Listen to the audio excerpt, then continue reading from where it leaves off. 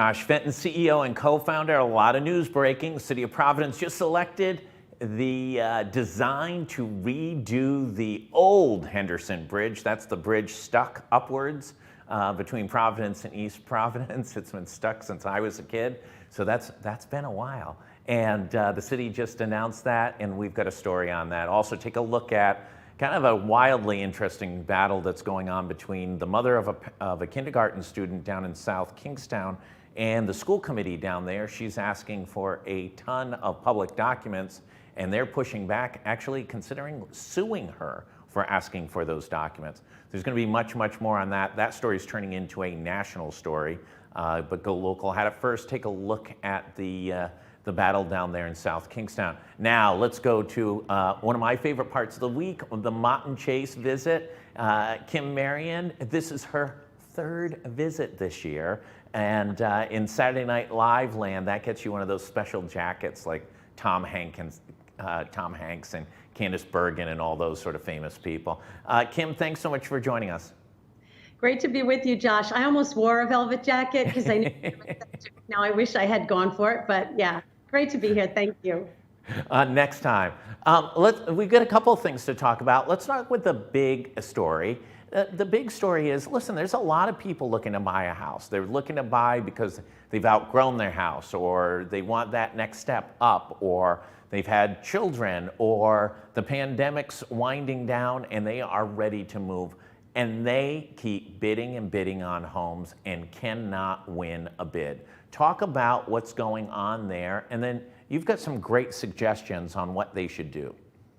So I will tell you personally, I'm 2 for 2 last week, 2 wins, 2 losses, 2 buyers that were able to secure a house, and then 2 that are on, one is on 5 tries, but they're hanging in there, and the other is on their 3rd try. So that's just my little tiny world. Yeah, we're seeing a little bit of a shift, I think, with more properties coming on the market. And I say that when I say more, I mean, it's a slight shift, but I am seeing that. Still really hard to buy in Barrington, Newport, the east side of Providence. But we just listed a new property on Grotto Street today. There's properties coming on. And a fancy one over on Freeman Parkway you guys just listed. We did. That's a fabulous. Heidi and Ben have that listing. That's going to be a beautiful find for someone, one of the last great estates in the city. So let's walk through, what are your suggestions? You've been working with these 2 families. You've got winners and you've got some that are getting a little frustrated. They've bid on multiple properties. What's your suggestion in general to folks who, listen, they can't break through. They don't have that extra cash to finish off a deal. They don't have an extra $100,000 to be able to pour in and win the bid. What's your suggestions to them? Well, one thing I would just respond to that, a lot of times, Josh, it's not the money, it is the contingencies. So by that I mean, folks are saying, if this house appraises under my purchase price, I'm going to bring cash to the table and pay the difference. Waiving inspections, which for me, I find so uncomfortable, but folks are waiving everything. They're saying, I'm going to give you 60 to 70 to 100,000 over asking. No matter what happens, I'm going to fill in all the gaps. And so some buyers, it's not that 100,000 over as much as they're afraid to say, I'll completely waive my inspection, or they don't have money to pay the difference in an appraisal. And should they really pay the difference in an appraisal? That's something that each buyer has to decide on their own. But I started thinking about, when I was preparing to talk with you, people ask me the same thing when I initially go to their house and they're preparing to sell. They say, what should I do? And we go through the house and we talk about the decluttering and the basics. But I started to think about buyers in this market. They're not able to buy. They're having such a hard time. I have a few that are saying, I'm going to take a break and I'll come back when the market shifts. That's fine. What should they do in the meantime? Well, I started thinking about, there's some DIY projects that they could do that might actually make them feel happier in their house while they're waiting. And then by the time they come to the market, when it does change, and you you've been in the market when it's up and down. It is going to change.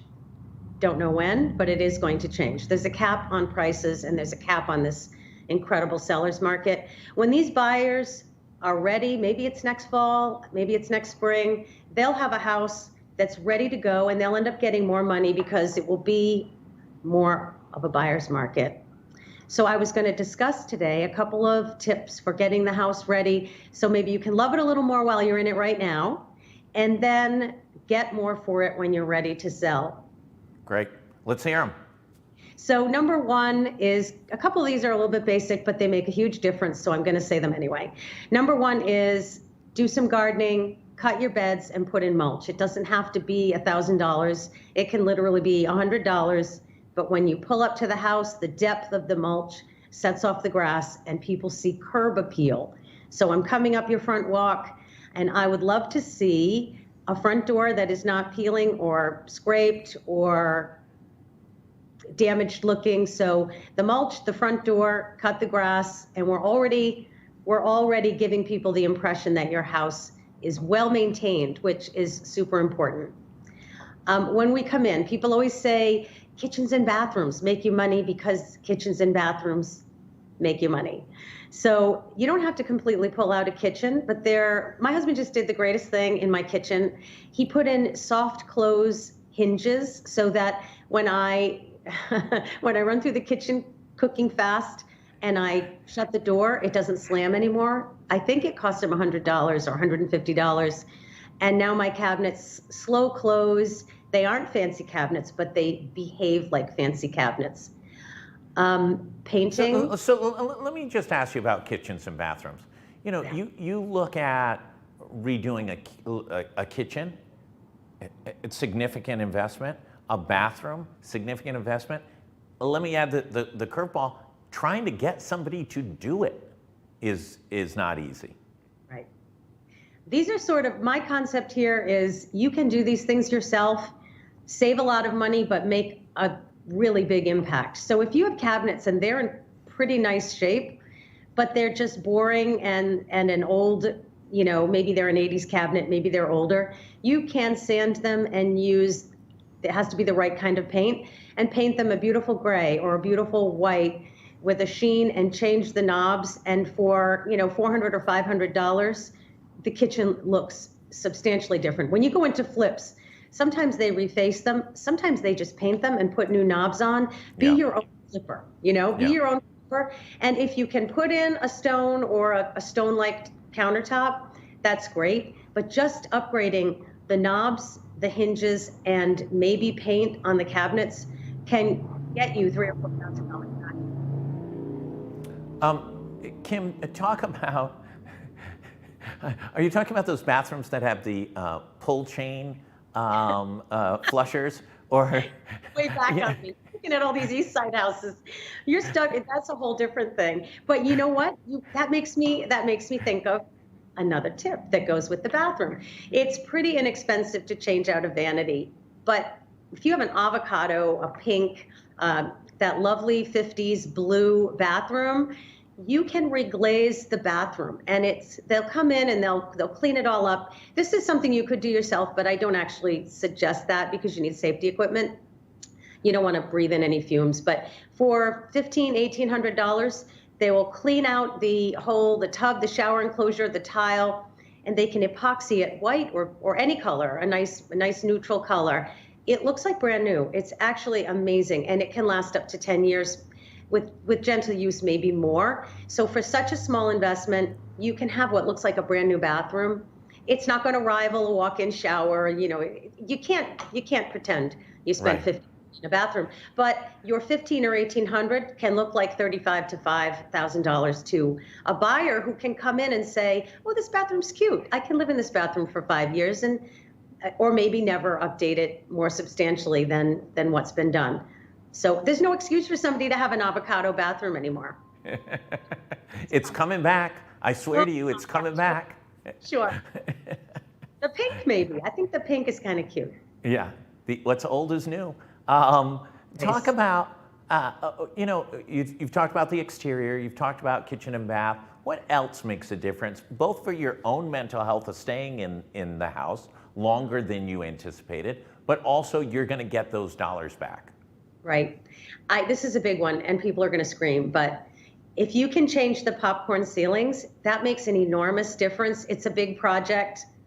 And if you have a house before 1981, you might want to have an expert look at it because it could be asbestos. So just that's a little disclaimer, but popcorn ceilings, they are distracting. Buyers really don't like them. If you can change that one, it's a big mess though. Yeah, I got to tell you, I wouldn't buy a house that had a popcorn ceiling.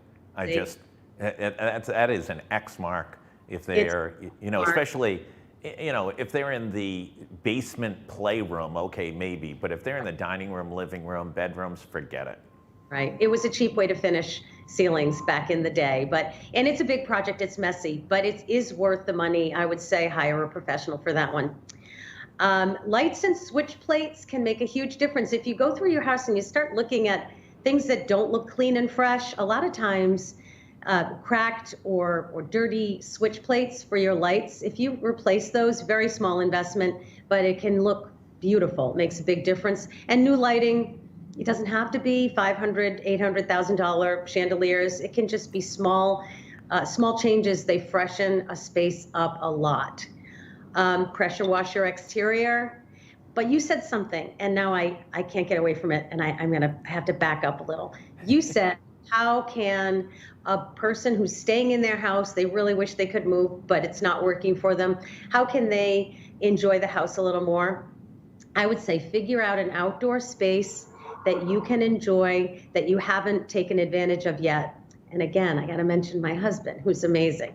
We just put a TV outside, and we have a little fire pit and 2 chairs. We made an outside living room, and when I tell you that if we weren't in New England, we would be enjoying it more. But I think the days are coming where we're going to be able to sit outside until 11 o'clock at night with our little outdoor living room, and it feels very special. And I think it probably cost the cost of the TV mount, and we did have an extra TV that we put outside. It's nothing fancy.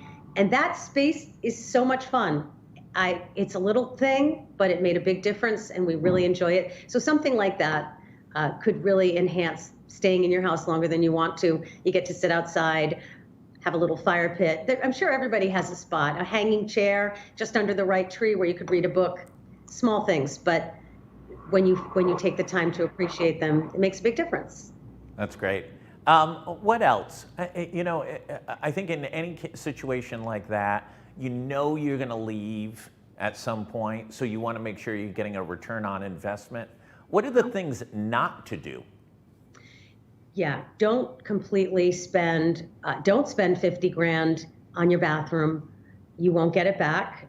So that's, if the rest of the neighborhood is super fancy and everyone in your neighborhood has, that incredible walk-in shower, then maybe it's worth it and the rest of your house can support it. But if you have a house and it's in line with the rest of your neighbors and you have a decent bathroom and a decent kitchen and you can make some of these small upgrades, that's definitely the way to go. But if you spend $150 on a new kitchen and 2 new bathrooms, it's probably not going to get you almost certainly not going to get you that money back unless the neighborhood can really support it. And I would say to talk to an agent or an appraiser before you make a decision like that, because then you're going to end up losing money.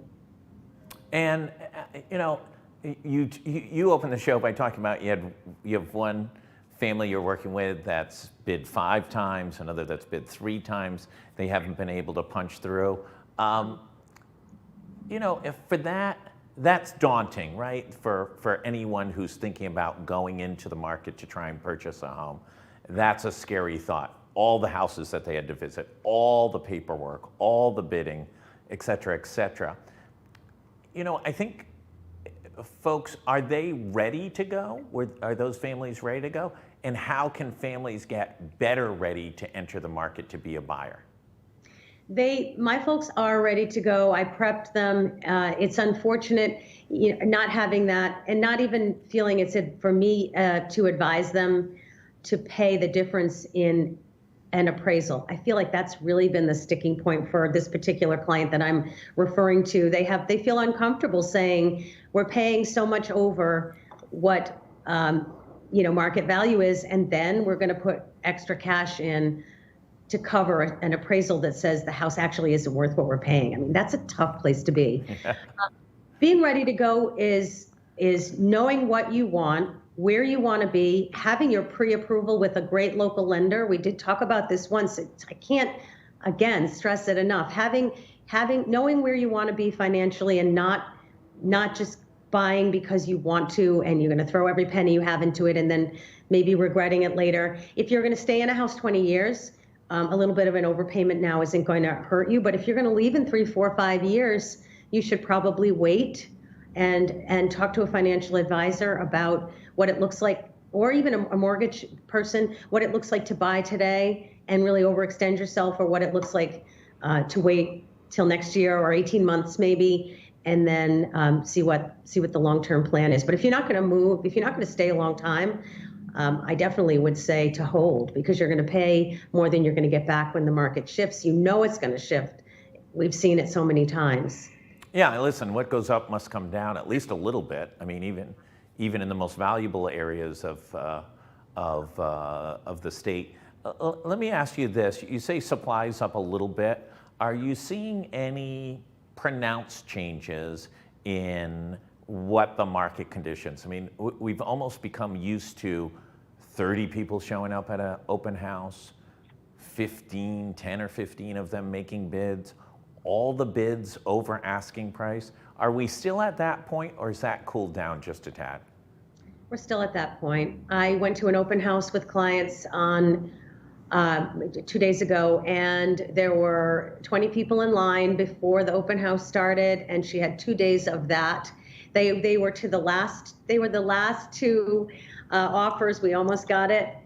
Again, that appraisal kicked us out, but I have not seen too much of a shift. There's still a lot of people coming. Like I said, or I meant to say if I didn't, houses that need some work, if you can stomach that, you can get a house easier if it needs a little work, or condo, and you don't mind investing a little bit into it. You'll pay a little bit less, and there's a little less competition. So if you have the idea in mind that you really have to move now, you really need to move now, you need the office space, you're going to have another baby, whatever the reasons are, maybe start looking at things that are a little under your ideal price range that need a little bit of work. And you can end up getting one of those properties and then working on a little bit over time. Even with some of these DIY tips could help you in a property like that. If you're not ready to, it's not the perfect house, but it's a great house that will work for you, but you hate the kitchen, there's a lot you can do to make it palatable and enjoyable.